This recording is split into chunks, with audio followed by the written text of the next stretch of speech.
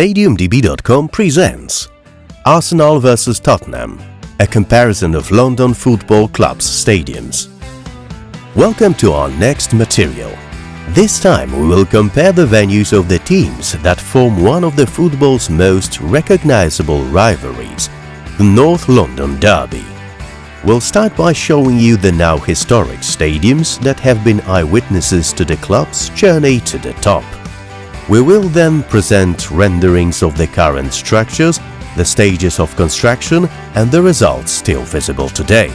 But before we get between the rain-soaked streets of London, we invite you to like this video and subscribe to our channel to keep up to date with what's happening in the stadium world. Here we go. Arsenal Stadium. Final capacity 38,500. Years of use 1913-2006.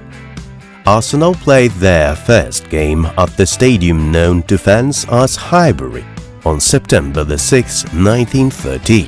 In the next 2 decades, despite the First World War, the club managed to build the stands which hold over 24,000 spectators and were the largest in the league.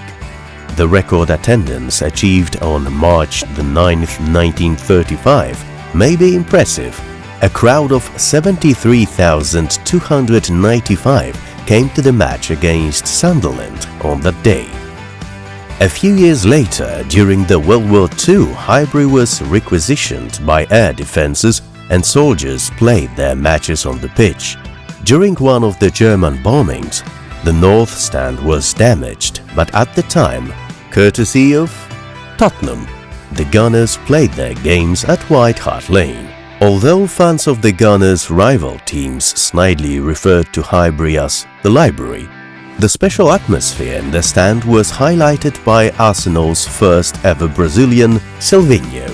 He recalls, "I enjoyed it twice as much when we played at home. The crowd was there so close to the sideline, right next to me, and they were patting my back. The games at Highbury were tremendous." The stadium's 93-year extraordinary journey ended in 2006 when Thierry Henry put the ball in the goal 3 times in the very last match at Highbury. Hart Lane. Final capacity 32,000. Years of use 1899-2017. The club's first name was Hotspur and its founders were students. What's more, the team's first president and treasurer was a Bible class teacher. In 1899, the Spurs moved to a piece of land owned by a brewing company behind the White Hart pub and played there the first game, with 5,000 spectators in the stands. Within 5 years, the stadium had reached a total capacity of 32,000 and a season ticket for the main stand cost 15 bobs. Several memories about the venue remain in the fans' minds to this day. Many supporters recall with excitement the gates at Hart Lane. Passing through these turnstiles resembled squeezing between the bars of a prison cell. The walls of the stadium, however, although already outdated, were reminiscent of the old days of football when it wasn't all about show business.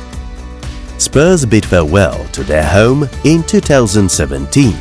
The last fixture concluded the 118-year history of Hart Lane in a beautiful way, with Tottenham guaranteeing the runners-up position in the league with this result. We too would like to guarantee that we are delighted to have your support. However, we would like to invite you to subscribe to our channel, as more than 98% of StadiumDB.com viewers have not yet done so. Also, don't forget to like this video and leave a comment. Thanks! Design of Arsenal's new stadium. First concepts. 2002. Arsenal first proposed moving to a new stadium in November 1999, but the club received no public grant from the government. While Wenger claimed that French clubs pay nothing for the stadium or its upkeep and Bayern Munich paid €1 for the site, Arsenal had to buy land in one of the London's most expensive boroughs. Funding for the stadium was secured in February 2004. Later that year, Emirates Airlines bought the naming rights to the stadium in a 50-year deal estimated at £100 million. Design of Tottenham's new stadium. First concepts, 2007. The space to be developed included the site of the now demolished Hart Lane and the surrounding area. However, the club did not fully commit to the Tottenham Hotspur Stadium until January 2012, when it lost its battle for the Olympic Stadium to West Ham United.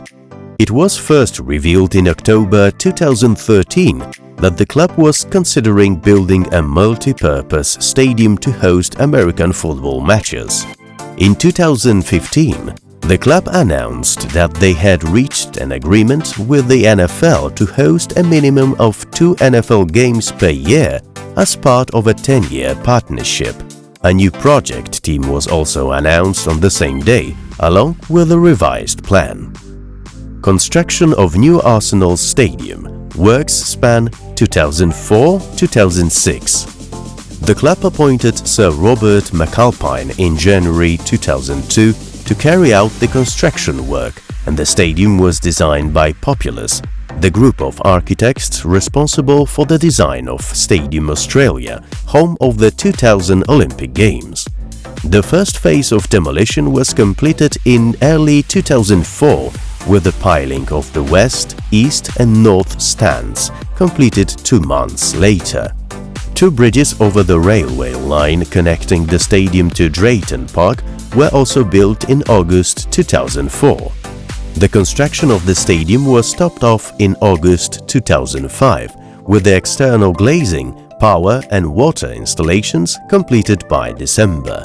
The first seat in the new stadium was ceremonially installed the following March by Arsenal midfielder Abu Dhabi.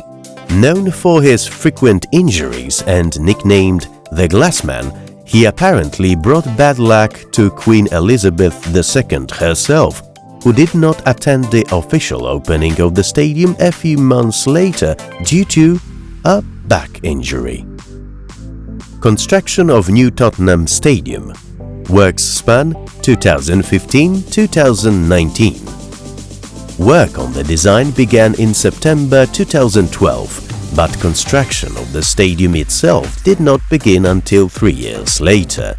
The stadium was being created in such a way that Hart Lane could be used for 2016-17 season while it was still under construction, which was divided into 2 parts. Demolition of most of the remaining Hart Lane site began the day after the last home game of the 2016-2017 season was played and was finalized 3 months later. Parts of the old stadium have been incorporated into the new one. Aggregate from the Hart Lane ground was mixed with the new material to create the floor of the new stadium's concourse, and bricks from the east stand were also used during the construction of Tottenham Hotspur Stadium. A number of memorial signs have also been placed around the arena, pointing out spots of the old stadium, such as its center. Construction included the implementation of pitch extension system that turned out to be groundbreaking. Instead of a traditional single plate, where the turf extends outside the perimeter of the venue, the hybrid pitch was made up of 3 longitudinal platforms moving on rails, each weighing around 3,000 tons. These do not move out of the stadium, but into a garage under the south stand. This is why it was necessary to divide the field into 3 longitudinal strips. It allows columns to be erected between them to support the stands. Emirates Stadium. Inauguration July 22, 2006. Capacity 60,260. Due to the previously mentioned absence of the Queen at the official opening of the facility, which took place on October 26, 2006, Prince Philip, Duke of Edinburgh, attended the Emirates. However, prior to this date, 3 events took place at Arsenal's new facility in order to obtain the license needed for the opening. One was the inaugural July fixture. Arsenal then faced Ajax in recognition of Dennis Bergkamp's career. At the time of its opening, Emirates Stadium was the second largest football venue in the Premier League and the third largest in all of England. As well as the huge profits from the sponsored name, the stadium is also known as a model in profiting from matchday activity. In a short period of time, it has overtaken Spain's much larger Santiago Bernabéu in this aspect. The huge earnings come at a price, however. Tickets for Arsenal matches are among the most expensive in the world. Around the arena, statues of legendary footballers who once wore the red jersey can be found. Newcomers to the game are greeted by effigies of Thierry Henry, Dennis Bergkamp and Tony Adams, among others.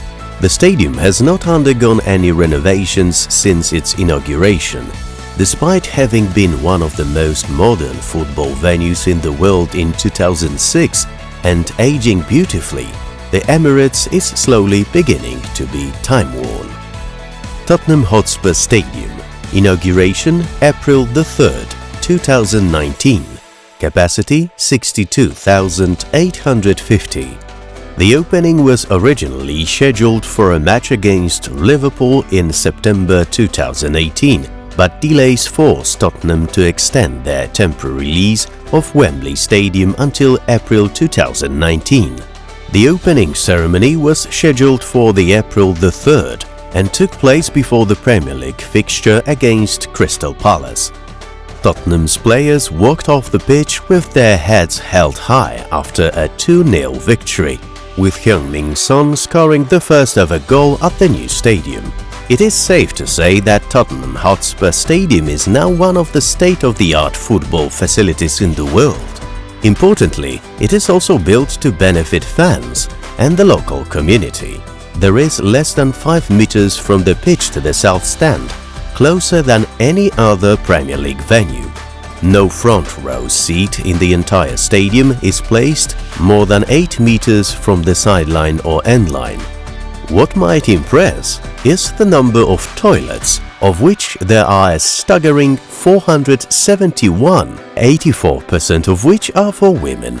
There are 414 special seats for the disabled on all levels. The stadium will host a maximum of 16 non-football events per year, which are likely to include 6 concert and 10 or other sporting events. The facility has created 3,500 jobs. However, despite so many numbers and statistics, the room with a trophy showcase inside is still empty.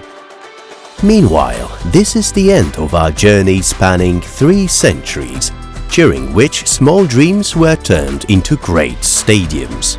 We hope you've stayed with us till the end and won't miss the next videos. Let us know in the comments which of the 2 venues impresses you the most. And don't forget to click subscribe along with the bell so you will keep up with our materials. See you!